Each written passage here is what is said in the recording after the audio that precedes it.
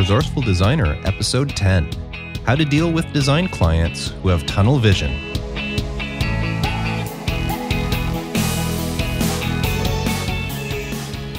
Welcome to the Resourceful Designer Podcast, offering solutions to streamline your graphic and web design business so you can get back to designing.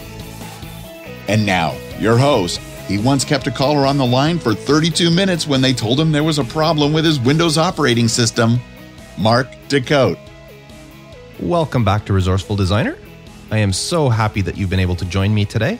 This is a special episode for me.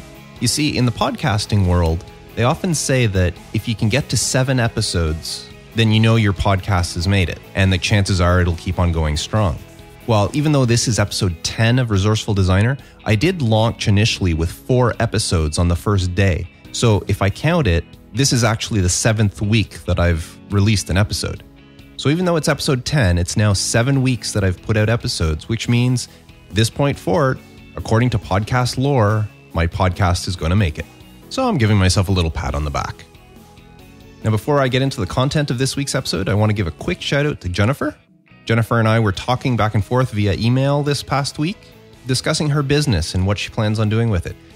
Jennifer is a designer who stepped back a bit to be a stay-at-home mom when her kids were born. But now that her kids are older and are in school, Jen's trying to get back in the game by starting a home-based business.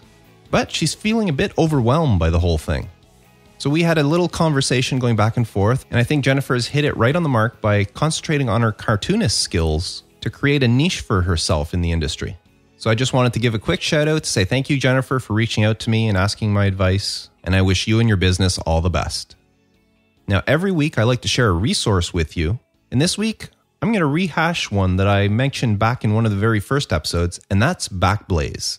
Backblaze offers unlimited online backup for your Mac or PC for $5 a month or less, depending on the plan you get. And this will back up your entire computer no matter how big your hard drive is, and it also includes any attached external drives you have. So all your backup drives can be backed up as well.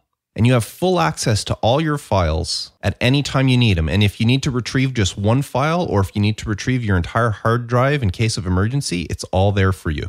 They even offer a really cool service that in case of an emergency and you don't have time to re-download your entire drive, they will FedEx you a portable hard drive with all your files on it for you to restore from. So being a graphic designer, the worst thing that can happen to you is for you to lose all your files due to some catastrophe or natural disaster or whatever the case may be. So for peace of mind, head on over to resourcefuldesigner.com/backup and you could sign up for a free 15-day trial to see if Backblaze is for you. And even if you decide not to go with Backblaze, I highly recommend you find some sort of option for an off-site backup, because it's great to back up your files on site. I've got an Apple Time Machine here that I've used. It saved my butt more times than I care to admit. But that drive would be pretty useless if there was ever a fire or a flood, or if somebody broke in and stole my equipment. It wouldn't do me any good. And that's why I use Backblaze. So now, on to the episode. And if you're interested in any links or anything I mentioned in this episode, you can always visit the show notes at resourcefuldesigner.com/episode 10. So as the title says, this episode's about how to deal with your design clients who have tunnel vision. So what exactly do I mean by tunnel vision? And I don't mean the actual visual impairment of tunnel vision. I apologize if I might offend anybody who is impaired in that way. That's not what I'm talking about. What I'm referring to is when clients want you to design something for them instead of for their clients. And if you've been in the industry long enough, you have definitely seen this before. I'll give you a couple of examples from my past. For years, I've been taking care of the website and print design for a local day spa. Now, a couple of years ago, the owner of the day spa bought this state-of-the-art machine that was supposed to offer this miraculous service for her clientele. Now, she was really proud of the purchase because it was the very first machine of its kind sold in Canada. And she wanted me to devote a special page to it on the website. But what she wanted me to do was talk about all the features of the machine and how great the machine was. But the fact was, a lot of the information she wanted me to put down there really didn't mean anything to her clients. All her clients cared about was, what can this machine do to my skin? How can it make me look younger? How can it get rid of my wrinkles? They didn't care what amplitude the laser light came out at or the specific hue of the light. nor did they care how this machine used up less power than some of the other machines on the market. This was all stuff that benefits the spa owner, but really doesn't mean a thing to her clients. And it took me a hard time to relay that information that, yes, this is a wonderful machine. Your clients are really going to benefit from it, but you need to tell them how they're going to benefit from it and not how you, the spa owner, will benefit from it. In the long run, what I had to do was I took all the marketing material stuff, the stuff that she was given from the company that manufactured the machine, and I went through and I picked out the things that I thought her clients would want to hear. And in the end, I was right, because she got a lot of new business because of that machine and a lot of referral traffic coming in through her website. Now, I had another client a few years ago who invented this device that would go on to these motorized scooters. Now, I'm talking about these little motorized one that you'll see either impaired people riding around on or elderly people riding around on. And it was a special basket thing that you would hook onto it, and a lot more robust than the traditional basket that might come with the scooter. Now, his problem was all his marketing material was focused around a specific brand of scooter because that was the brand of scooter that he used. So he kept talking about how well his invention, this device that he had made, how well it would hook up to this scooter and how it looked on this scooter. But the fact of the matter is I asked him, will it fit on just that scooter and any scooter? And he says, well, it fits on any scooter, but he knew his scooter, so he talks exclusively about that brand of scooter. And I had to explain to him that he was alienating all his potential clients that might have a different brand of scooter. So somebody might stumble across the website, say, wow, I could really use a device like this. But when all the comments and all the documentation and everything on the website kept naming a specific scooter brand, it gave off the impression that his device wouldn't work on any other scooters. He had a sort of tunnel vision where he knew what scooter he had, and that was what he was trying to improve on. And it worked. His device did help out, and it did improve on the original design of the scooter's accessories. But he was selling himself short by not opening it up and just saying that it fits all scooters. Now, eventually I talked him into it, and we did design the website and his brochure specifically for that. Now, unfortunately, this gentleman had absolutely no marketing budget and thought that if he just built a website, people would find it and buy from him. Now, that's not something I can really help with, and after a couple of years and no sales, he decided to let the website slide and didn't renew it. That's just 2 examples from recent years that I've experienced, and there's lots more where my clients would want me to design something that would, in essence, help sell them instead of selling to their clients. Now, one of the approaches I do whenever I notice this sort of thing happening with a client is I always tell the client, you got to view me as an outsider looking in, and you have to trust what I'm seeing. Because in most cases, that's true. I mean, in the case of the day spa, I've never gone to a day spa in my life. So I am a complete outsider, which is exactly the type of people that you want to promote to. You want to promote to somebody who doesn't know the industry, doesn't know all the different ins and outs of machinery and stuff like that. And from my point of view, I told her, being an outsider, I didn't really care about all these special features that you were talking about. But whenever you talked about how it can reduce wrinkles, it can remove brown spots from your skin, it can improve complexions, all these different things this machine can do, that's the sort of stuff that I can understand. Now, of course, me being me, it didn't make a difference to me because I wasn't going to go to the spa to use this machine. But somebody that was looking for that sort of thing, that's the sort of information they're looking for. So you got to tell your clients that you are an outsider. You're not in their industry, so use that to their advantage because you get to see stuff from a different perspective than what they do. Now, another form of tunnel vision, and this one I see all the time, and I'm sure you do as well, and that's when a client knows exactly what they want. And they're hiring us, not for our creativity, but they're hiring us just so that we can put into practice the design they have in their head. They don't have the skills, so that's why they're hiring us. But they don't want us to change what they have in their mind. In cases like this, they don't really need a designer. All they need is, say, a page layout person, or maybe a brand new junior designer somewhere, but not somebody experienced with years under their belt, because that's not what we do. Just like you wouldn't go hire a lawyer and then tell them how to write the contract, how to write the briefs. You would just tell the lawyer what you need a contract for or what documents you need and let them do their job.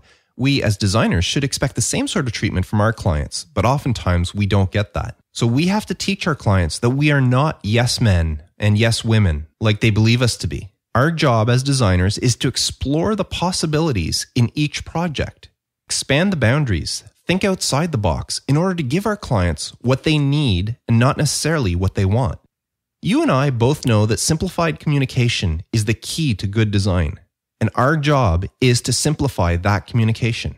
I mean, it's not always easy convincing a client that, say, leaving 50% of a page blank is the way to go, and how that white space will only strengthen their message. All the client sees most of the time is that half the page they're paying for, which could potentially be thousands of dollars, that half that page is not being used up, and they just want to cram it full of information.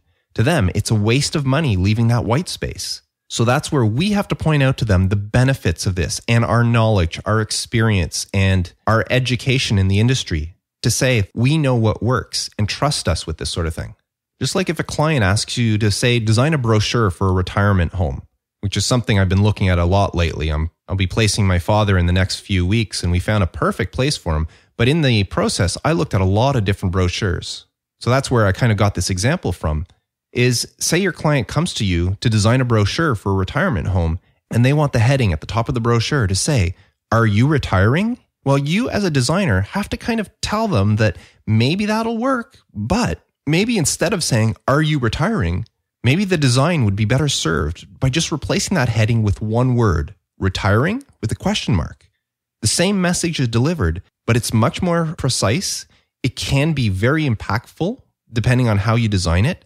And sometimes just having one word like that can actually draw the person in. Where you ask, "Are you retiring?" somebody can look at it and go, "No," or "Yeah, I'm already retired. Don't worry about it." But just by putting the word retiring and a question mark by itself, people go, why? Why do you ask? And they might pick up the brochure and see something they like. Sometimes an entire paragraph of body copy can be replaced with just a suitable photo and maybe a single line of type. But the client doesn't always see that. A client wants to get their money's worth, and they want to put out as much as they can out there. That's why you get very few clients who ever come to you and say, "I want to use as much white space as I can." I mean, I can't remember the last time a client did that. But I can tell you that whenever I have designed something with white space, almost always the client will come back and say, "What can we put in there?" And it's our job as the professionals that we are to explain to our client why they don't want to put stuff in there. Well, that's pretty well it for this episode. I know it's a short one compared to some of the past episodes, but I just wanted to get that out there, that there is a big chance that you will deal with clients that have what I call tunnel vision, where they are either thinking of themselves as the final client where they shouldn't be, or they have an idea in their head and that's all they want is for you to implement that idea exactly the way they see it. Now, I won't say it's always wrong. I've had a few cases where clients come to me and they had an idea in their head and I designed it perfectly, and that client really knew what they were doing because it turned out beautifully, following exactly their instructions. But that's a very rare case. Most of the time, I end up varying a little bit and changing things. It could be anything. It could be just the font you decide to use. Sometimes that alone will change the entire look or layout of a design.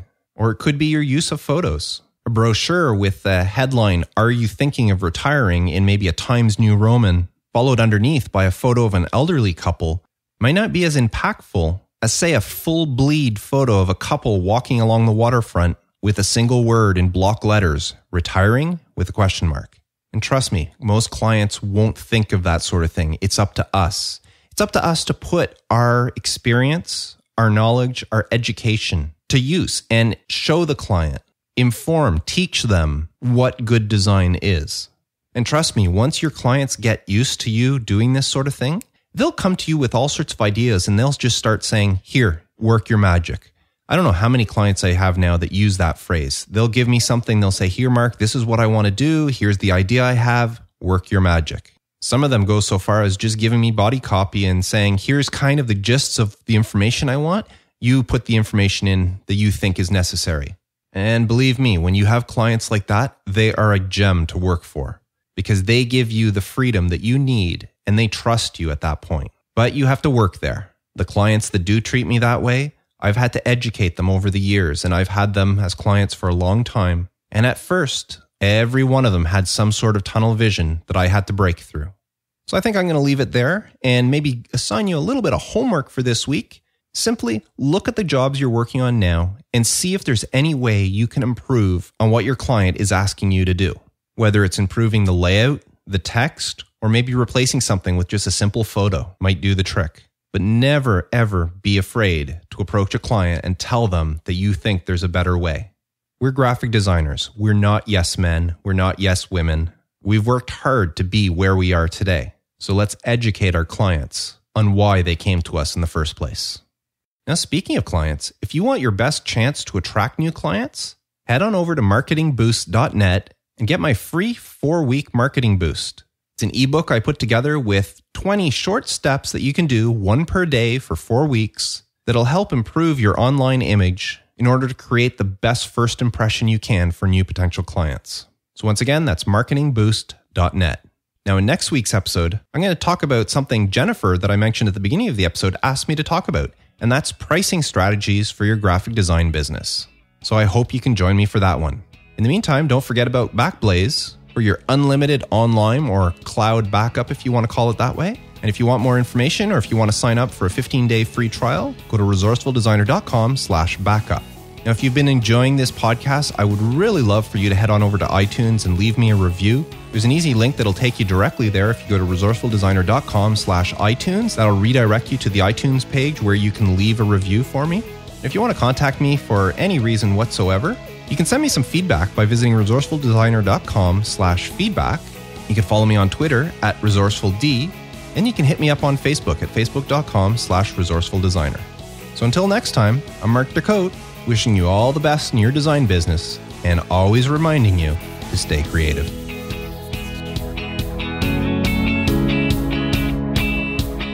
Thanks for listening to the Resourceful Designer Podcast at resourcefuldesigner.com.